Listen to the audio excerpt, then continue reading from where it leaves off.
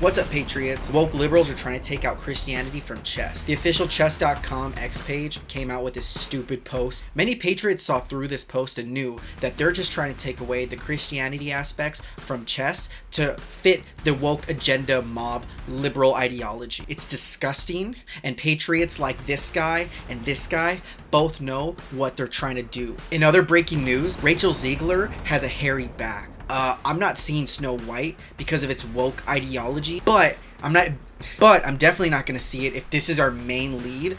Sorry, I only like real women. And finally, Ass Creed, more known as the Woke Creed, the new Assassin's Creed game released. And of course it has woke black characters who never existed in Japan. And because of their woke, stupid, going broke mentality, the game is suffering from really bad sick.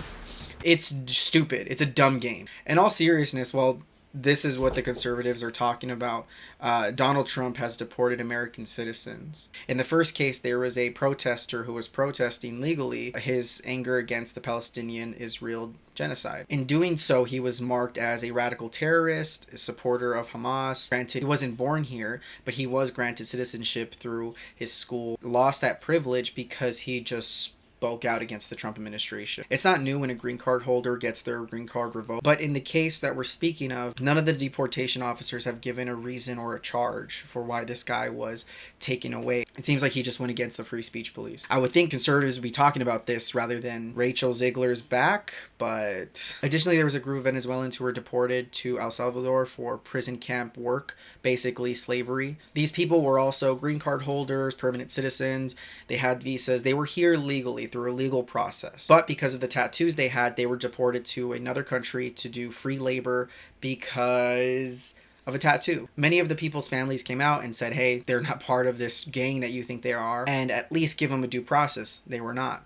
So in a world where you can just be deported without a sort of due process, without seeing a judge, without having any sort of hearing to plead your case, we are no better than these third world nations that have a dictator. On top of that, when the courts heard of this and said, oh hell no, this is terrible, why are we doing this? Trump continued with his deportations, and that's it. He defied the courts.